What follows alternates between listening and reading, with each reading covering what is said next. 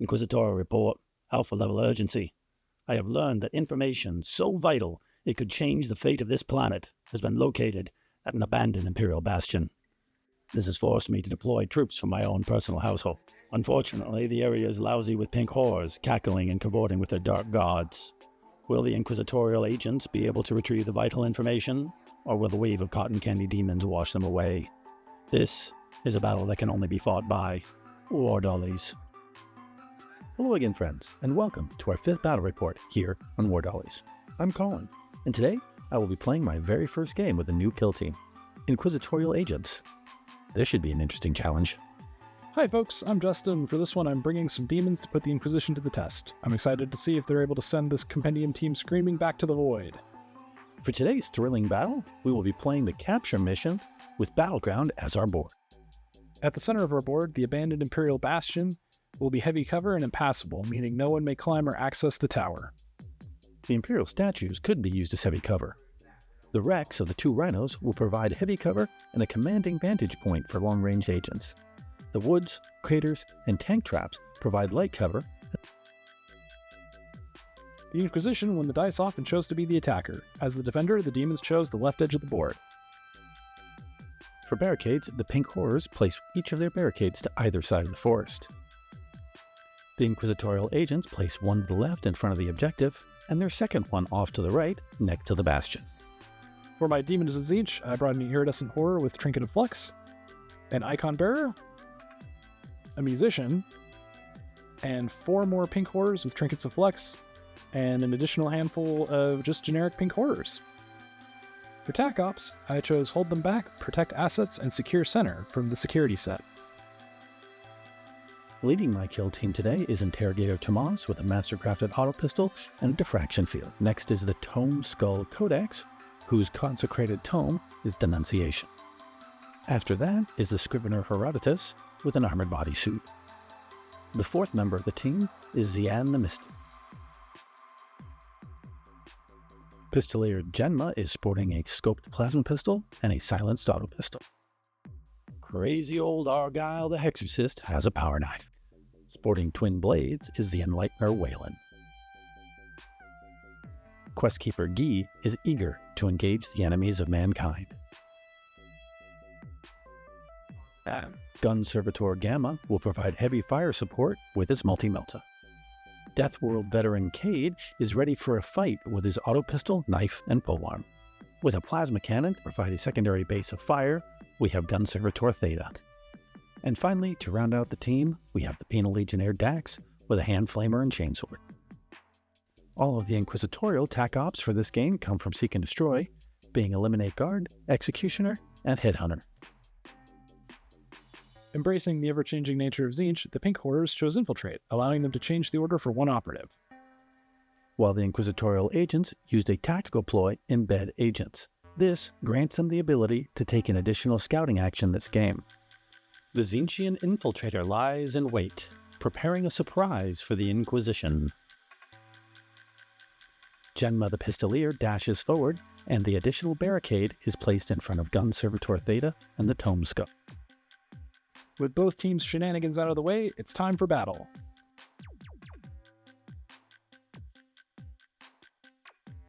To begin the turn, each player gains an additional command point, bringing the pink horrors to 4, but the Inquisitorial agents only have 3 because of using Embedded Agent earlier. For strategic ploys, the pink horrors unleash their glistening barrage, giving all their flames ceaseless. Next up is revealing TAC Ops. The Inquisition keeps their secrets, as do the demons of Tzeentch.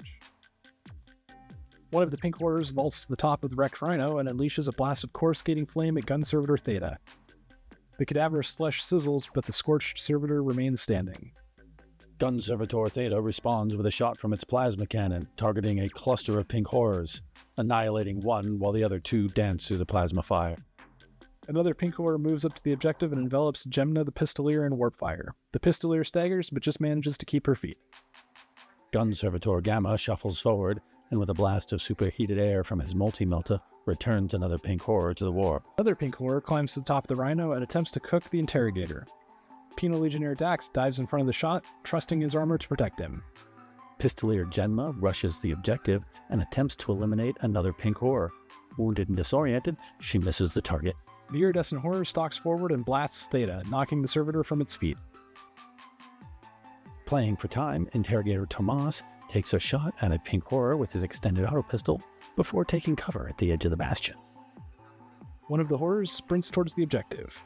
Questkeeper Guy surges forward, taking cover at the edge of the shell crater. The pink horror musician takes a supporting position near the objective. Penal Legionnaire Dax sprints full tilt towards the center objective. The icon bearer moves to the edge of the forest in preparation of serving the Changer of Ways. Cade, the Deathworld veteran, moves up in support of Genma, hoping to stem the tide of oncoming demons. Another horror advances up the field. Mystic Xian moves up before bestowing divine protection on Interrogator Tomas. One of the horrors moves to support its demonic kin. Enlightener Wayland moves to the corner of the bastion. The pink horror moves forward, joining its compatriots. Auto Savant Herodotus, perhaps the most important member of the team, shuffles forward to the bastion door, intent on his true goal. In an opportune moment, the iridescent horror overwatches Dax. This leaves him nothing more than a smoldering heap. Exorcist Argyle rushes to join Guy at the crater's edge. A cackling demon eyes the Tome Skull Codex and with disdain flicks fire towards it, knocking the Codex from the sky. The Inquisition claimed 2 objectives, while the demons claimed 3. Neither team was able to score any tac ops, so the score is 2-3. Well, that could have gone better. Losing my plasma cannon servitor so quickly was a real setback. Despite having already lost a third of my team, I hope that my forces are balanced enough that I can push up on both sides, take a couple more objectives, and perhaps, maybe, just maybe, score a secondary or 2 as well. The first turn was good to Tzeentch's favorite demons. We took out a good number of operatives, disabled the plasma cannon, and we remembered to use her infiltrator. I'm a little surprised by how devastating coruscating flames the basic horror weapon can be. My plan for turn 2 is to hold them back and advance up the center line.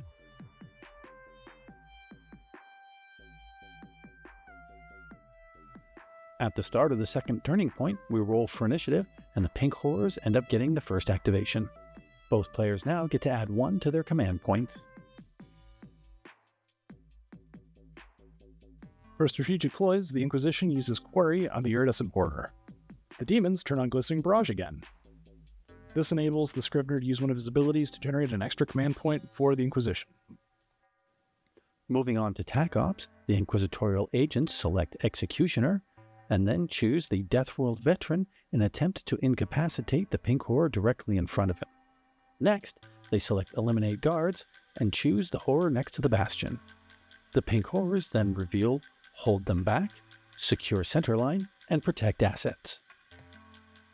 With command points, strategic ploys, and tac ops underway, everything is resolved and it's time for another firefight.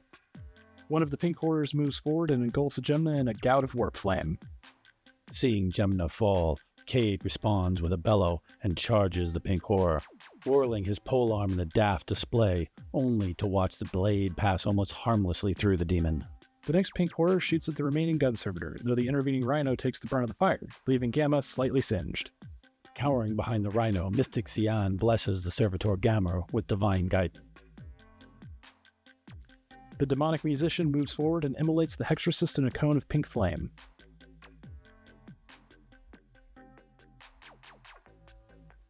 Enlightener Wayland charges the musician and swiftly avenges Argyle.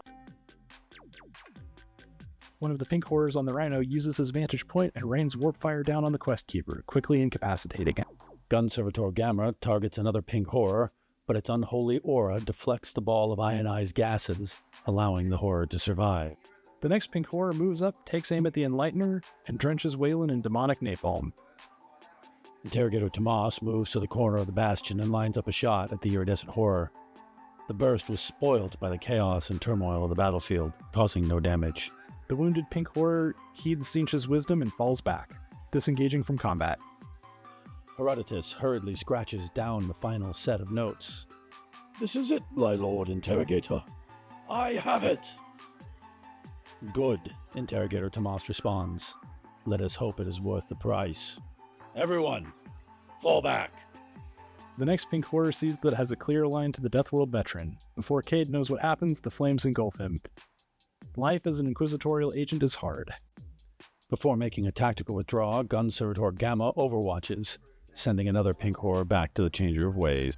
The Icon Bearer moves its precious standard forward, keeping it safe behind the Bastion. The next pink horror moves up. The Iridescent Horror roars in triumph as it claims the field. For scoring in turn 2, I get an additional 2 points for the objectives that I managed to retain. The Demons had a great turn for scoring, getting 4 from battlefield objectives and 1 each for hold the field, secure center, and protect assets. This takes their score to a burly 10 points total. With such a disparity in points and the fact that I've only got 4 agents left, I think I'm going to have to concede. I had a great time with this game. My giggling demons grabbed objectives and scored tac ops left, right, and center. I'm a little concerned that I've underestimated their firepower, though. At the end of 2, I still had most of my trinket bearers alive as well as my standard, which is a little unusual. The Inquisition models are fantastically painted, and Call did a great job giving each its own flair. I look forward to facing them again after I've had more practice and the rebalance of the new edition. As entertaining as demons are, it's going to be more fun playing a more balanced game. Having successfully gathered the required information, the Inquisitorial agents fall back, praying to the Emperor that it was worth the price in loyal servants. All jest aside, I honestly finished painting this team about 2 hours before filming, and that did not leave much time to get familiar with them. I can see how this could be a really good team once I figure out how to properly synergize all of the agents. As always, Justin played an incredible game. He is a tough opponent and a great competitor. I'm really starting to wonder if I'm just missing something fundamentally about how to play Kill Team. Hopefully the new edition will click a little bit better in my brain. Smash that like and subscribe button like a pesky plasma cannon servitor hiding behind an Imperial bunker.